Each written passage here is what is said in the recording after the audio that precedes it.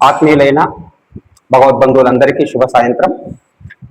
శ్రీ వెంకటేశ్వర స్వామి సుప్రభాతం సమగ్రంగా 4 రోజుల పాటు వ్యాఖ్యానంతో సాగుతున్నటువంటి ఈ సత్సంగానికి చివరి రోజుకు అందరికీ స్వాగతం పలుకుతూ ఒక 20 శ్లోకాల దాకా మిగిలి ఉన్నాయి. 20 శ్లోకాలని భయపడాల్సిన అవసరం లేదు. ఎందుకంటే 6 శ్లోకాలు లేక 7 శ్లోకాలు ఈ ప్రపత్తికి సంబంధించి కొంచెం పెద్దవిగా ఉంటాయి. తర్వాత మంగళాశాసనం అంతా వేగంగా వెళ్ళిపోయేటువంటి శ్లోకాలు. అందులో వివరణ కూడా మనం పెద్దగా ఇవ్వవలసిన అవసరం లేదని భావన, అంటే సులభంగా అర్థమవుతుంది. నువ్వెంత గొప్పవాడివి, నీకు మంగళమవుగాక. మొదట్లోనే చెప్పుకున్నాం, సుప్రభాతము, స్తోత్రము, ప్రపత్తి, మంగళాశాసనం. వీటి వివరణ ఏమి అంటే, ఇంకా నిద్రిస్తున్నటువంటి వెంకటేశ్వర స్వామి బయట, అంటే ద్వారం బయట నిలబడి, స్వామి తెల్లవారుతోంది, నీకోసం అన్ని ఏర్పాట్లు జరిగాయి, నీవు మేలుకొని మమ్మల్ని పరిపాలించు అని సుదీర్ఘంగా స్వామి వారికి మేలుకొలుపులు చెప్పటం. ఆ మేలుకొలుపులన్నీ విన్నటువంటి స్వామి మనకు దర్శనం ఇస్తాడు.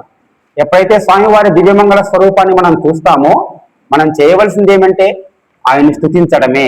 అందుకని మనం ఎక్కడైనా సినిమాల్లో చూడండి, తపస్సు చూపించుంటారు మహామునులవి. గొప్ప తపస్సు చేస్తూ పుట్టలు పెరిగి అలా చూపించిన తర్వాత ఎప్పుడో ఒకసారి స్వామి ప్రత్యక్షం అవుతాడు. ఆయన బ్రహ్మ కావచ్చు, ఈశ్వరుడు కావచ్చు, విష్ణువు కావచ్చు, ఇంకోటి కావచ్చు. వెంటనే వాళ్ళు ఏం చేస్తారు, అప్పటి వరకు తాము ఏం ధ్యానం చేస్తున్నారో ఆ స్వామి కళ్ళకు కనిపించేసరికి ఆ తదేకంగా స్తోత్రాలు చేసేస్తారు. నువ్వు ఇలా ఇలా ఇలా ఇలా అని రంజింప చేస్తారు. దాని తర్వాత కావాల్సిన వరం ఏదో కోరుకుంటారు. మనం ఇక్కడేమి ఆ స్తోత్రం చేస్తాం. స్తోత్రం చేసినాక నువ్వు తప్ప మాకెవ్వరూ శరణము లేరు అని చెప్తూ, నీ దివ్య చరణాలు మాత్రమే మాకు శరణము అంటూ ప్రపత్తిని చేస్తుంది. ఆయన్నే శరణం అన్న తర్వాత ఇంకా ఏ చింతన లేకుండా నన్ను ఆశ్రయించిన వారి యొక్క యోగక్షేమాలు నేను చూసుకుంటానని చెప్పిన తర్వాత ఇంకా మనం దేని గురించి భయపడాల్సిన అవసరం లేదు. సర్వం ఆయనకే సమర్పితం, ఆయన్నే యోగక్షేమాలు చూస్తాడు. అనన్య చింత ఎంతో మామంటూ భగవద్గీతలో చెప్పినట్లుగా.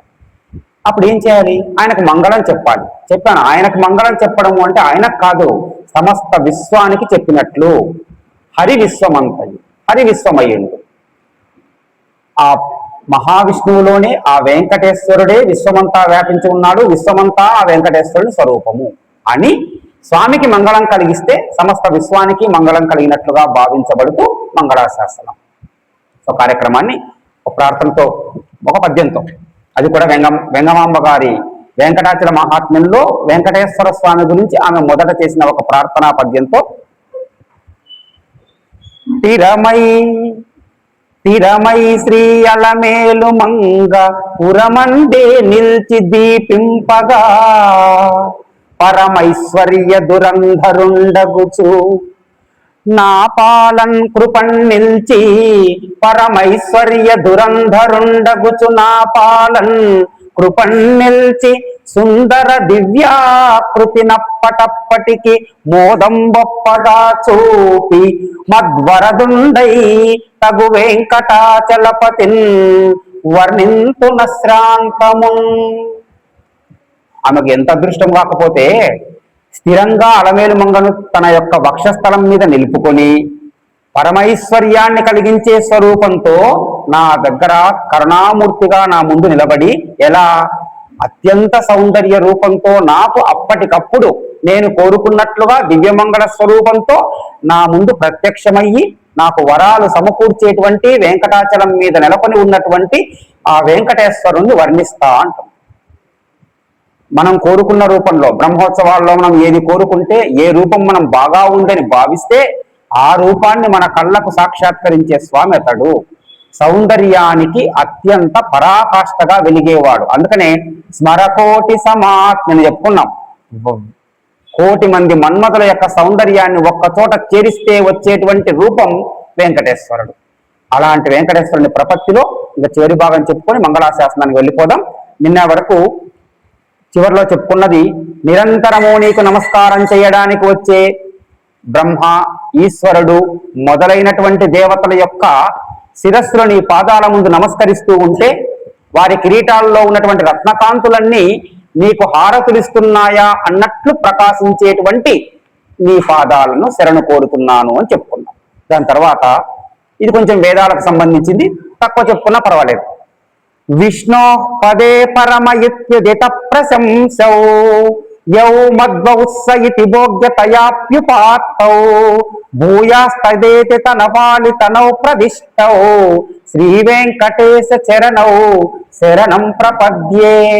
ఇందులో 2 పాదాల్లో శృతి వచనాలు ఇచ్చారు. అంటే వేదాల్లో ఏం చెప్పబడినాయంటే చాలా చెప్పబడి ఉండొచ్చు, మనం చదువుకోకపోయి ఉండొచ్చు వాటిని.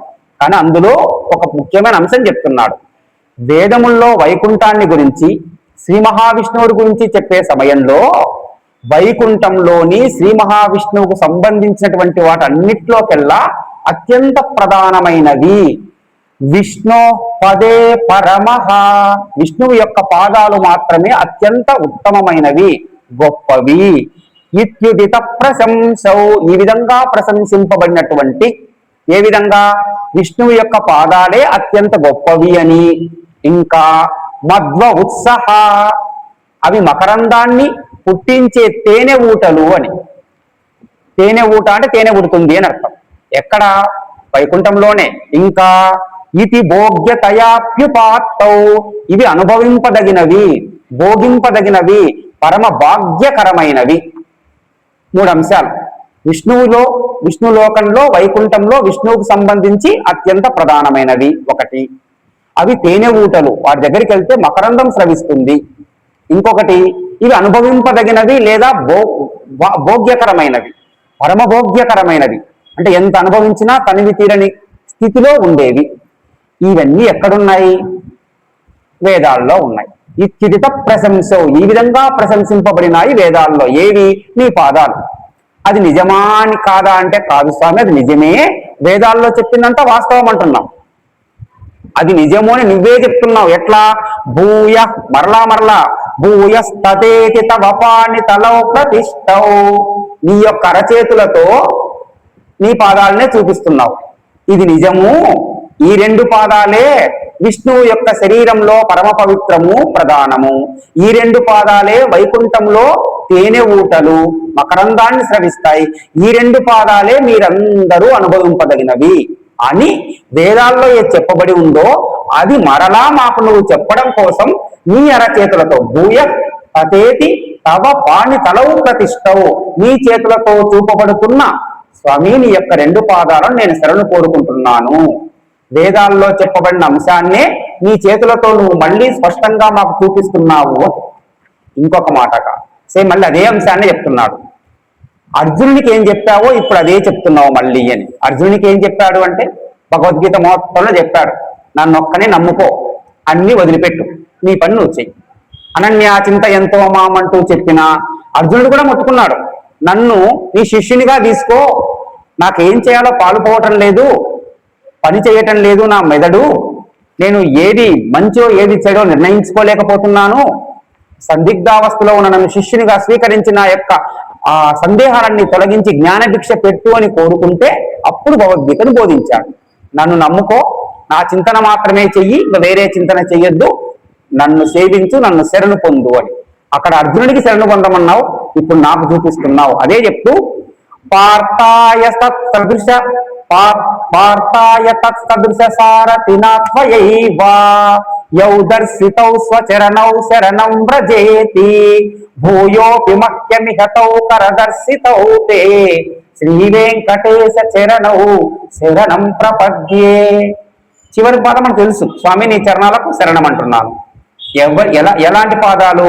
పార్థాయ తత్ సదృశ సారథినాత్వయైవ, పార్థాయ అర్జునునికి, తత్ సదృశిన అలాంటి గొప్ప వీరుడైన అర్జునునికి, తగు సారథిగా ఉండి, అర్జునునికి సారథ్యం వహించాలంటే అంత గొప్పవాడై ఉండాలి, ఆయన మహావీరుడు, నువ్వు అంతకంటే గొప్పవాడివి, కానీ జనాలకు తెలియదు అక్కడ, నువ్వు సారథిగా భావించాడు. కానీ అర్జునుని లాంటి మహావీరునికి తగినటువంటి సారథిగా ఉండి ఏం చెప్పావు? యౌ దర్శితౌ స్వచరణౌ శరణం వ్రజేతి, ఆయనకి ఏం చెప్పావు అర్జునునికి అంటే నీ చేతనే దర్శితౌ చూపించబడినవి, స్వచరణౌ శరణం నా 2 పాదాలే నీకు శరణము అని అర్జునుని సారథిగా ఉండి భగవద్గీత బోధిస్తూ ఆయనకు చూపించినటువంటి పాదాలు అవి మళ్ళీ మాకు ఇప్పుడు చూపిస్తున్నావు. భూయోహి మరలా ఇప్పుడు ఈ వెంకటాచలం మీద భూయోపి మహ్యమిహతౌ కరదర్శితౌ తే. ఈ వెంకటాచలం మీద మరల నా కోసం నీ చేతులతోనే ఇవే శరణం పొందు, ఇవి మాత్రమే శరణము పొందటానికి వీలైనవి అని చూపిస్తున్నావు. ఈ రెండు శ్లోకాల్లో మనకు చెప్పింది స్వామివారి వరదహస్తము అభయహస్తాలలో. ఆ వరదహస్తం అభయహస్తం, అభయం ఇలా ఇస్తాడు. వరదహస్తం అంటే వరాలు స్వీకరించు అని చెప్పటం. మన దృష్టిలో ఏమి, ఈ చెయ్యి వరాలు ఇస్తుంది అనుకుంటున్నాం. వరాలు మాత్రమే కాదు, ఒక్కసారి నా స్వరూపాన్ని చూడండి, నా యొక్క రెండు పాదాలు ఎంత గొప్పవి అంటే వేదాలలో ఇలా పొగడబడి ఉంది. ఆ వేదాలలో చెప్పిన దానికి తార్కాణంగా ఉన్న రెండు పాదాలు ఇక్కడ వచ్చి నీ కోసం ఉన్నాయి, వీటిని శరణు పొందండి అని చెబుతున్నట్లుగా ఉన్న పాదాలకు శరణము. రెండవది, భగవద్గీత మొత్తంలో నన్ను మాత్రమే శరణు పొందు, నీకే కష్టం రాదు అని అర్జునుడికి చెప్తాడు. అర్జునుడు లాంటి వీరునికి సారథిగా ఉండి ఏం చెప్పావు అంటే, నా రెండు పాదాలను శరణు కోరుకో అని ఆ రోజు చూపించావు. మళ్ళీ ఇప్పుడు మాకు ఈ కొండ పైన నీ చేతులతోనే కరదర్శితో నీ చేతులతోనే చూపిస్తున్నావు ఏవి, ఈ పాదాలే శరణమని. అలాంటి ఆ పాదాలనే మేము శరణు కోరుతున్నాను. ఇంకా ఎక్కడెక్కడ పెడతావు నీ పాదాలు అంటే, స్వామివారి పాదాలను ఉంచటానికి ఆయన ఎక్కడా తేడా చూపడు.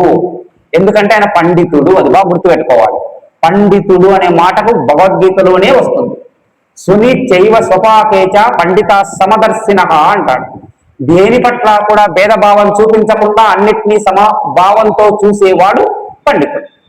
ఆయన పాదాలు ఎవరింట్లో పెడదాం, ఆయన బాగా డబ్బుంది వాటి వాళ్ళ ఇంట్లో పెడదాం, వీళ్ళు పేదగా ఉన్నారు వీళ్ళ ఇంట్లో వద్దు, ఈయన ఈ వయసులో ఉన్నాడు, ఈయన ఈ జాతి వాడు, ఈయన ఈ దేశం వాడు, ఇలాంటి తేడాలు లేవు. సమస్త ప్రపంచము ఆయనదే అయినప్పుడు ఎక్కడైనా సరే ఆ పాదాలను మన కోసం అలా అనుగ్రహిస్తాడు. ఏ రూపంలోనైనా ఉండడానికి, ఏ రూపంలోనైనా రావడానికి ఆయన సందేహించడు. దానికి ఆయన అవతారాలే గొప్ప ఉదాహరణ, గుర్తుపెట్టుకోవాలి.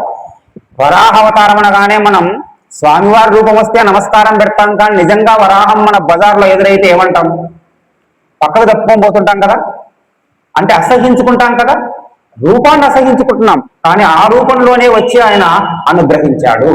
ఆయన అన్ని రూపాల్లోనూ ఉన్నాడు. ఆయనకు త్రిగుణాతీతుడు ద్వంద్వాతీతుడు అన్నప్పుడు అర్థమేమి, ఆయనకు కష్టము సుఖము మంచి చెడు ఇది ఇలాంటివి ఏమి ఉండవు. మొత్తము ఆయన్నే అయినప్పుడు అందులో ఇది మంచిది కాదు ఇది మంచిదనే భావన ఉండదు. అలాంటి ద్వంద్వాతీతుడు త్రిగుణాతీతుడు అయినటువంటి స్వామి అన్ని చోట్ల తన పాదాలను ఉంచాడు అని చెప్తూ, మన్మూర్తి కాళియ పనేవి కటాట వీషు శ్రీ వెంకటాద్రిసి కరే శిరసి శృతీనాం చిత్యేత్యనన్య మనసాం సమమాహితౌ తే శ్రీ వెంకటేశ చరణౌ శరణం ప్రపద్యే. స్వామి నీ పాదాలు ఎక్కడెక్కడ అంటే అన్ని చోట్ల సమమాహితౌతే, అన్ని చోట్ల సమానంగా పెట్టబడినటువంటి నీ యొక్క పాదాలకు శరణము. ఎక్కడ, మన్మూర్ధ్ని నా యొక్క శిరస్సు మీద. మొట్టమొదట ఆ మాట చెప్పుకుంటున్నాం. స్వామి నీ పాదాలు నా తల మీద పెట్టు స్వామి, చాలు. నా తల మీద నీ పాదాలు తగిలితే నా శరీరం అంతా ధన్యమైపోతుంది, జన్మ ధన్యమైపోతుంది. నా తల మీద మన్మూర్ధ్ని కాళీయఫనే కాళీవి యొక్క శిరస్సు మీద, వికటాట వీసు శ్రీ వెంకటాద్రిశిఖరే ఈ వెంకటాచలం అనే కొండ మీద దుర్గమమైన దట్టమైన అరణ్యాలలో, ఒకప్పుడు పెద్ద అడవి, అక్కడ దేవాలయం మాత్రమే ఉండేది. ఆ ఘోరమైన అరణ్యాలలో నీ పాదాలు ఉంచావు. నారాయణాచలం అనే పేరు చెప్పుకున్నాం మొదటి రోజు. నారాయణుడు అనేటువంటి వాడు తపస్సు చేసినందువల్ల నారాయణాచలం అనే పేరు వచ్చిందని ఒకటి. శ్రీమన్నారాయణుడు వైకుంఠం నుంచి తొలిసారిగా అక్కడ పాదాలను పెట్టాడు కాబట్టి దాన్ని నారాయణ గిరి లేక నారాయణాచలం అంటామని ఇప్పటికీ అక్కడ రెండు పాదాలను ప్రతిష్ఠింపజేసుకొని అక్కడికి వెళ్ళి దర్శనం చేసుకుంటున్నాం. శ్రీవారి స్వయం వ్యక్త పాదాలు అని చెప్తున్నాం. నిజమైన పాదాలు అని మనకు అక్కడ పోయి దర్శనం చేసుకొని వస్తూ ఉంటాం. కాస్త ఎత్తు మీదకి ఎక్కాలి. ఆ పాదాలు అడవిలో పెట్టాడు. నా తల మీద పెట్టావు, ఆ కాళీయుని పడగల మీద పెట్టావు, భయంకరమైన అడవులతో కూడిన వెంకటాచలం మీద పెట్టావు. శిరసే శృతీనాం వేదాంగాలలో కూడా ఉపనిషత్తుల్లో కూడా నీ పాదాలు ఉన్నాయి. ఇంతకుముందే చెప్పుకున్నాం. అందుకనే వేదాల్లో స్వామివారి పాదాల వర్ణన వచ్చింది. వైకుంఠానికల్లా ఉత్తమమైనటువంటి ప్రదేశం ఏది అంటే స్వామివారి పాదాలు అని వేదాలు చెప్పాయి. కాబట్టి వేదాలలోనూ నీ పాదాలు ఉన్నాయి. అనన్య చింతేపి, వేరే దానిని ఏ దానిని కూడా చింతించకుండా నిన్ను మాత్రమే చింతించేటువంటి మనస్సులు ఉన్నటువంటి యోగుల యొక్క హృదయాలలో పెట్టావు. స్వామివారి పాదాలు భౌతికంగా కనిపిస్తున్నాయి, ఆంతరంగికంగా కనిపిస్తున్నాయి. భౌతికంగా అంటే ఎక్కడ? కొండ మీద కనిపిస్తున్నాయి, కాళీయుని పడగల మీద కనిపించాయి. మనం పెట్టుకుంటే మనం తల మీద కూడా పెట్టుకున్నట్లు. మరి కనిపించని ఎక్కడ ఉన్నాయి? వేదాలలో ఉన్నాయి. రెండవది ఎక్కడ? యోగి బృందము యొక్క మనస్సులలో ఉన్నాయి. ఉద్దామ ధ్యాన గరిష్ఠుండైన హరిచేరం వచ్చు దాత్రీశ్వర ఎట్లయినా అంటాడు. కామోత్కంఠత గోపికల్ భయమునంతం సుండు, కామోత్కంఠత గోపికల్ భయమునంతం సుండు, వైరక్రియా సామాగ్రిన్ శిశుపాల మృత్య నృపతుల్. కోరికతో గోపికలు, భయంతో కంసుడు, వైరభావంతో శిశుపాలుడు మొదలైన వారు బంధువులై వృష్ణులున్ భక్తిన్ మేము ఇదే కంటెం చెట్టిని. నారదుడు చెప్తాడు ధర్మరాజుతో, విష్ణుమూర్తిని ఎలా చూడొచ్చు అంటే ఎలాగైనా చూడొచ్చు. నేనేమో భక్తితో చూస్తాం. యాదవులంతా బంధువులు కాబట్టి మా మామ, మా చిన్నాయన, మా అల్లుడు అనుకుంటూ కృష్ణుని చూస్తారు. గోపికలు స్వామి నువ్వు మా కావాలి, మా వశం కావాలి, మేము నీ వశం కావాలి అంటూ గోపికలు ఆరాధిస్తారు. కంసుడు నన్ను ఎప్పుడు చంపుతాడో అని భయంతో చూస్తాడు. శిశుపాలుడు శత్రువు, ఎప్పుడు వ్యతిరేకిస్తూ ద్వేషభావంతో చూస్తాడు. ఎవరిని? ఉద్దామ ధ్యాన గరిష్ఠుండైన, ఎప్పుడు మునీశ్వరుల యొక్క హృదయాల్లో నిత్యము నివసించేటువంటి ఆ మహావిష్ణువు. ఆ మహావిష్ణువు పాదాలు అన్ని చోట్ల అలా సమానంగా విస్తరించి ఉన్నాయి. ఆ పాదాలకు శరణము అంటే స్వామివారి పాదాలు మన ఇంట్లో కూడా వస్తాయి, కంగారు పడాల్సిన పని లేదు. ఆయన ఎక్కడో తిరుపతిలోనే ఉంటాడు, లేక మన వెంకటేశ్వర స్వామి గుడిలోనే ఉంటాడు అనుకుంటే కాదు. మనం కోరుకుంటే, మనం తలుచుకుంటే, మనం శరణం పొందితే మన ఇంట్లోకే ఆ అడుగులు వచ్చి పడతాయి, మనం గుర్తించగలిగితే. ఎందుకంటే ఆయన అడుగు వచ్చి పడింది అంటే మన ఇల్లు పావనమైపోతుంది, మన మనస్సులు అలా మారిపోతాయి, అన్ని శుభాలే జరుగుతూ ఉంటాయి. అదే గుర్తు.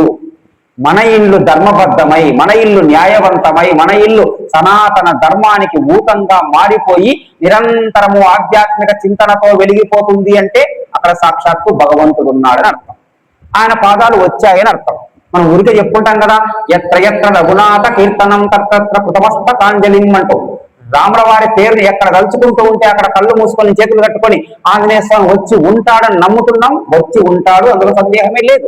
మరి మనం ఇంతగా స్వామిని శరణు కోరితే నువ్వు నా తల మీద నీ పాదం పెట్టవా? వరాలిచ్చిన బలిచక్రవర్తి తల మీదనే పాదం పెట్టావట. ఆయన్నేమి నాశనం చేయలేదు, గమనించాలి. మహావిష్ణువు బలిచక్రవర్తిని ఏమీ చేయలే. పాతాళానికి అనగదొక్కి ఇంద్రునికి ఇచ్చిన మాట ప్రకారం ఇంద్రుని రాజుగా చేశాడు. పాతాళంలో ఆయన అలాగే ఉంచాడు. భవిష్యత్తులో నువ్వు మళ్ళీ అత్యున్నత స్థానం పొందుతావు అని చెప్పాడు. అక్కడ కాపలాగా ఉన్నాడు. ఇలా అన్ని చోట్ల సమానంగా వ్యాపించిన నీ పాదాలకు నేను శరణంటున్నాను. ఇక ఆ పాదాల గొప్పదనం ఏమంటే ఆ పాదాలు తగిలితే చాలు, వాడిపోవడం అనేది ఉండదు. అందుకనే పాదాల మీద పుష్పాలు వేస్తాం కదా, అన్ని పుష్పాలు అక్కడే ఉంటాయా? తగిలి కింద పడతాయి. అలా తగిలి కింద పడిన పుష్పాలు ఎలా ఉన్నాయో చెప్తున్నాడు. నీ పాదాలు తగలడం చేత తగిలిన తర్వాత కింద పడినా అవి ఎలా ఉన్నాయి అంటే అమ్లాన హృష్యదవనీతలకీర్ణ పుష్పౌ శ్రీ వెంకటాద్రిశిఖరాభరణాయ మానౌ ఆనందితాకుల మనోనయనౌ తవైతౌ శ్రీ వెంకటేశ చరణౌ శరణం ప్రపద్యే. 3 పాదాల్లో 3 లక్షణాలు చెప్తాడు. అమ్లాన హృష్యదవనీతలకీర్ణ పుష్పౌ, అవనీతల కీర్ణ పుష్పము, భూమి మీద పడినటువంటి పుష్పాలు. మామూలుగా చెట్టు నుంచి గాలి కింద పడితే ఆ పుష్పాలు కొంతసేపటికి వాడిపోతాయి. అప్పటికే పండిపోయిన పుష్పాలే మనకు చెట్టు నుంచి గాలి కింద పడతాయి. కింద పడిన కొద్దిసేపటికి వాడిపోతాయి. కానీ అవనీతల కీర్ణ పుష్పము, నేల మీద రాలి పడినటువంటి ఆ పూలు, ఏ పూలు? అమ్లాన హృష్య, నీ యొక్క పాదాలను తగిలి చుట్టూరా పడినటువంటి ఆ యొక్క పూలన్నీ కూడా వాడిపోకుండా వికసిస్తూ ఉన్నాయి. అది ఆ పాదాల గొప్పదనం. ఆ పాదాల స్పర్శ తగిలినా, ఆ పాదాల స్పర్శ మానసికంగా తగిలినా, శారీరకంగా తగిలినా ఆ జీవితం ఎప్పుడూ కూడా నిత్య నూతనంగా చైతన్యవంతంగా ఉంటుంది. అలాంటి పుష్పాలతో కూడినటువంటి పాదాలు అంటే రాలి పడిపోయినప్పటికీ కూడా వాడిపోకుండా ఉన్న పూలను కలిగినటువంటి పాదాలు. శ్రీ వెంకటాద్రి శిఖరాభరణాయ మానవు. ఈ మొత్తం వెంకటాచలానికంతా కూడా శిఖరాభరణం, అత్యంత గొప్ప ఆభరణంగా భూషిస్తున్నటువంటి పాదాలు. ఆనందితాకిల మనోనయనౌత వైతౌ. ఆనందిత అఖిల, ఎవరైతే చూస్తున్నారో వారి యొక్క మనస్సుకు కళ్ళకు ఆనందాన్నిచ్చేటువంటివైనటువంటి నీ పాదాలను నేను శరణంటున్నాను. నీ దర్శనానికి వచ్చి చూసినప్పుడు ఎంతమంది చూస్తున్నారో వారందరి యొక్క కళ్ళకు, దానితో మనోనయనౌ, మనస్సుకు కళ్ళకు ఆనందిత, ఆనందాన్ని ఇచ్చేటువంటి నీ యొక్క రెండు పాదాలకు నేను శరణంటున్నాను. ఇక స్వామివారి విగ్రహాన్ని చూడగానే మొట్టమొదట ఆకర్షించేవేవి అంటే పాదాలే. అందుకని మనకు కూడా దర్శనాల్లో గొప్ప దర్శనం ఉంది, నిజపాద దర్శనం అంటూ. స్వామివారు ఎప్పుడు ఆభరణాలతో పైనుంచి కింది వరకు చూస్తాం. ఆపాద మస్తకం చూసినప్పుడే ఆనందం కలుగుతుంది. ఊరికి అలా చూసేసి ఏదో కనిపించింది మాకేం అర్థం కాలేదు. చిన్నపిల్లలు అంటుంటారు, ఏం కనిపించింది మనం ఎత్తుకొని చూపించుంటాం, భుజాలం పెట్టుకొని అదిగో స్వామి చూడు చూడు చూడు అని వాళ్ళకు చెప్పుకుంటూ వాళ్ళ వైపు చూడం. మనం కూడా వాళ్ళ వైపు చూస్తే మనం మిస్ అవుతాం. ఒరే చూడరా అంటాడు. అలా తడుతూ చూపిస్తుంటాం. బయటకు వచ్చినా కనిపించినాడా అంటే కొంతమందికి ఆ ఎత్తు ఇబ్బందిలో పూర్తిగా కనిపించకపోవచ్చు, ఏమో సగం వరకే కనపడినాడు, కింది వరకు కనిపించాలి. పాదాలను ముందుగా చూస్తాం. అందుకని ఏమంటారంటే ప్రాయ ప్రపన్న జనతా ప్రథమావగాహ్యౌ మాతుస్తనావివ శిశోర మృతాయ మానౌ ప్రాప్తౌ పరస్పర తులామ తులాంతరౌ తే శ్రీ వెంకటేశ చరణౌ శరణం ప్రపద్యే. స్వామి నీ పాదాలు ఎట్లాంటివంటే ప్రాయ ప్రపన్న జనతా ప్రథమావగాహ్యౌ. ప్రాయ తరచుగా తరచుగా తరచుగా ప్రపన్న జనత నీ కోసం చూడాలని, నీకు ప్రణమిల్లాలని, నీకు నమస్కరించాలని వచ్చేటువంటి మానవుల యొక్క ప్రథమావగాహ్యం, మొట్టమొదటిసారి దీన్ని చూస్తే ఆనందపడతారో ఆ స్థితిని కలిగించేవి. ఏది కనిపిస్తే, ఏది పొందితే, ఏది అనుభవిస్తే ఆనందం పొందుతారో అలాంటి స్థితిని కలిగి ఉన్నవి నీ పాదాలు. దాన్ని ఇంకో మంచి అద్భుతంతో పోల్చాడు. మాతు స్తనావివసి సులోర మృతాయ మానవు. పిల్లలకు తల్లిపాలు తాగితే ఎంత ఆనందం కలుగుతుందో, ఎంత తృప్తి కలుగుతుందో అంత తృప్తిని ఇస్తాయి. అంతకంటే గొప్ప పదం లేదు. ఎన్ని శరీరాకులు పెట్టినా ఎన్ని పెట్టినా తల్లిపాల ముందు అవన్నీ జీరో. అంతకంటే గొప్పది లేవు. అందుకనే అమృతము అన్నాడు తల్లిపాలని. ఇక్కడ వాడింది కూడా శిశో అమృతాయ మానవు. చిన్న పిల్లలకు తల్లిపాలు స్వీకరించినప్పుడు లేక అమృతాన్ని తాగినప్పుడు కలిగే ఆనందం ఎలా ఉంటుందో, తొలిసారి మిమ్మల్ని దర్శించిన ప్రతిసారి ఏం చూస్తే సంపూర్ణమైన ఆనందాన్ని, అనుభూతిని పొందుతారో ప్రాప్తౌ పరస్పర, అది కలిగించేది పరస్పర తుల అతులాంతరౌతే. ఒకదాంతో ఒకటి పోల్చినప్పుడేమో ప్రాప్తౌ తుల, అది తీసేలే వద్దులే, నాకు చాలా వద్దు, ఇబ్బందికరం అవుతుంది. ప్రాప్తౌ పరస్పర తుల అతులాంతరౌ. ప్రాప్తవు పైన అవి కలిగిస్తాయి. ఏం కలిగిస్తుంది? తొలిసారి చూడగానే అద్భుతమైన అనుభూతిని, చిన్నపిల్లలు పాలు త్రాగితే పొందే ఆనందాన్ని నీ పాదాలు కలిగిస్తాయి. కానీ నీ పాదాలు ఎలా ఉంటాయి? తుల అతుల. తుల్యం చేయవచ్చు, తుల్యం చెయ్యనివి. ఏం తుల్యం చేయవచ్చు? పరస్పర తుల. పక్కపక్కనే విడిచి చూస్తే రెండు సమానంగా ఉంటాయి. ఒక్కాడు పొడుగుగా ఒక్కాడు పొట్టిగా ఏం ఉండదు స్వామి, రెండూ సమానంగా. పరస్పర తుల, రెండు ఒకదాంతో ఒకటి పోలిస్తేనేమో చక్కగా సమానంగా ముందు వెనకలు లేకుండా అమర్చబడి ఉన్నాయి. ఆ తులాంతరౌ, వేరే దాంతో పోలిస్తే మాత్రం సమానమే కాదు. అంటే నీ పాదాలు మాత్రమే ఒకదానితో ఒకటి సమానమైనవి. ఇంకా ప్రపంచంలో ఏ పదార్థము దానికి సమానం కాదు, తుల్యము కాదు, అన్నిటికంటే ఉత్తమమైనది. దాంతో ఏదన్నా ఉత్తమం ఉంది అంటే ఒక పాదానికి ఇంకో పాదం, కుడి పాదానికి ఎడమ పాదం, ఎడమ పాదానికి కుడి పాదం మాత్రమే సమానం అవుతాయి తప్ప నీ పాదాలకు తుల్యమయ్యేటువంటి పదార్థం ప్రపంచంలో లేదు. అలాంటి పాదాలకు నేను శరణంటున్నాను. ఇంకా నాకు ఈ పాదాలు చూపించింది ఎవరు? మనకు తిరుమలలో మడవాన మహర్షి అని ఉన్నాడు. ఆయన పుస్తకాలకు చాలా ఉంటాయి. ఆయన్ని జామాతృముని అని కూడా పిలుస్తారు. ఆ జామాతృముని అనేట ఆయన నాకు ఈ స్వామి నీ పాదాలను నాకు ఆయన చూపించాడు, అరే పట్టుకుంటే ఈ 2 పాదాలను పట్టుకోరా నీకు మోక్షము అన్నీ కలుగుతాయని నాకు మా గురువు గారు చూపించారు అని గురువు గారిని తలుచుకుంటున్నారు. మా గురువు గారు ఎంత గొప్పవారు, మా గురువు గారు నాకు నీ పాదాలు చూపించారు కదా, మా గురువు గారు ఏ పాదాలైతే చూపించారో అవే నీ పాదాలు, ఆ పాదాలను నేను శరణంటున్నాను అని చెప్తాను. ఈ జామాతృముని చూపించినటువంటి పాదాలు చూపించిన శిష్యుడు శ్రీరంగాచార్యులు అని. ఈ శ్రీరంగాచార్యులు అనేవారే ఈ ప్రపత్తి ప్రచురించి రాసినట్లుగా ఉంది. సుప్రభాతం రాసింది ప్రతివాది భయంకర్ అన్నంక. ఇక్కడ ప్రపత్తి మాత్రం శ్రీరంగాచార్యుల వారు రాసినట్లుగా 1940లో రాసిన పుస్తకాల్లో ఉంది.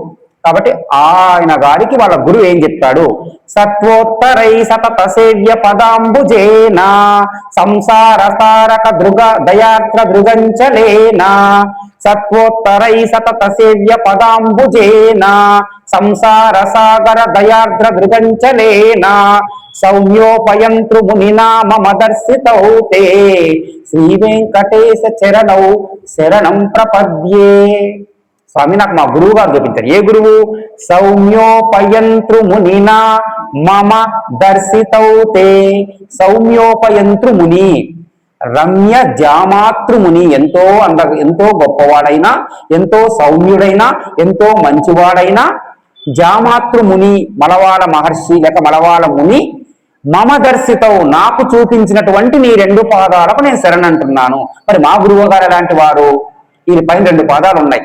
మా గురువు గారు ఎలాంటి వారంటే సత్వోత్తరై సతత సేవ్య పదాంబుజేనా. సత్వోత్తరై, సత్వము అంటేనే మంచి, సత్వోత్తరము అంటే ఇంకా మంచి, సత్వగుణంతో భాషించేటువంటి వాళ్ళ యొక్క అంటే మంచి వాళ్ళ యొక్క సాధు పురుషుల యొక్క సజ్జనుల చేత సతత ఎల్లప్పుడూ సేవ్య పదాంబుజేనా మంచి వాళ్ళు ఎప్పుడు కొలిచేటువంటి పాదాలు కలిగిన. ఇక్కడ జాగ్రత్తగానే వినండి, ఈ అర్థం మాత్రం ఇలాగే చెప్తాను, ఇంకో రకంగా చెప్పొచ్చు. మంచి వాళ్ళు ఎప్పుడు సేవించేటువంటి పాదాలు కలిగిన వాడివి అని కూడా చెప్పొచ్చు. కానీ ఇక్కడ గురువు గారిని పొగుడుతున్నారు. మా గురువు అంత గొప్పవాడు, మా గురువే ఎంతో మందితో పాదసేవ చేయించుకుంటున్నాడు, అనేక మంది సజ్జనుల చేత సేవించబడుతున్న పాదాలు కలిగిన వాడు, సంసారత సాగర సంసార తారక దయార్ద్ర దుగంచలేనా సంసార సాగరాన్ని తరింపచేసేటువంటి దయతో కూడినటువంటి దృక్ అంచలేనా కన్ను చూపు కొనలు కలిగిన వాడు. అంటే మా గురువు గారు ఓరకంటితో అలా చూస్తే చాలు ఈ భవబంధాలన్నీ వెళ్ళిపోయి సంసార సాగరాన్ని తరించే గొప్ప అదృష్టం కలుగుతుంది.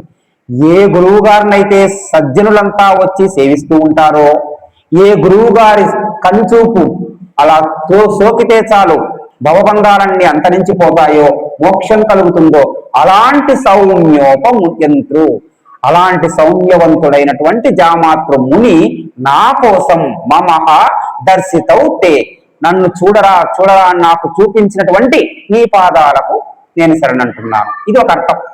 లేదు కొంచెం తగ్గించి చెప్పుకుందామంటే పైన ఏమో చెప్తున్నాం కదా, సజ్జనులు సాధువులు ఎప్పుడు కొలిచేటువంటి పాదములు గలవాడివి, సంసార సాగర దయార్ద్ర దుగంచలేన నీ కంటి చూపు సోకితే చాలు మా యొక్క సమస్త భవబంధాలన్నీ తొలగిపోతాయి, నాకు మా గురువు గారు చూపించినటువంటి నీ పాదాలకు నేను శరణంటున్నాను. అలా చెప్పుకున్నా అర్థం వస్తుంది. కానీ గురువు గారి గొప్పదనాన్ని మాత్రమే రంగాచార్యులు చెప్పారు అని. నెక్స్ట్, ఇంకా లక్ష్మీదేవితో ఎప్పుడు కలిగి ఉంటుంది?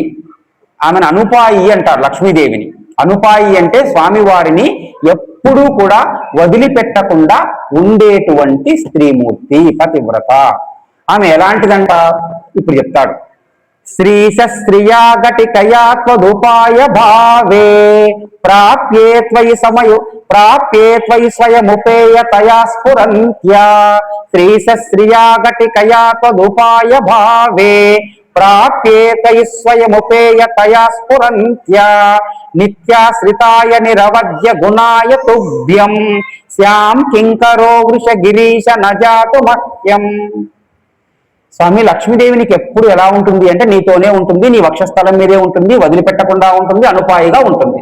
శ్రీశ లక్ష్మీదేవికి భర్త అయిన శ్రీ ప్లస్ ఈశ శ్రీశ లక్ష్మీదేవికి భర్తమైన ఓ వెంకటేశ్వర, ఘటికయాత్వదుపాయ భావే ఏదైనా మేము మోక్షం పొందాలి అంటే మాకు సాధనం ఎవరు? నువ్వే. నిన్ను సేవిస్తే నిన్ను సేవించటము అనే సాధనము ద్వారా నేను మోక్షం పొందగలుగుతాం. ఇక్కడ ఉపాయము అంటే సాధన. మనకేం కావాలి? మోక్షం కావాలి. మోక్షం కావాలంటే ఒక పని చేయాలంటే ఒక పరికరం కావాలి కదా. మేము ఎక్కడో దూరంగా ఉన్న వాళ్ళతో మాట్లాడాలి, నాకు సెల్ ఫోన్ కావాలి. పేపర్ మీద నేనేదో రాయాలి, వేలుతో రాయలేను, ఖచ్చితంగా పెన్ను కావాలి. అంటే ఖచ్చితంగా ఒక సాధనం అవసరం కదా. నాకు మోక్షం కావాలి, నాకు సాధనం నీవు, ఉపాయం నీవు. శ్రియా ఘటికయా, నీవు ఉపాయంగా మేము భావించుకుంటే ఆమె ఉపాయం అవుతుంది.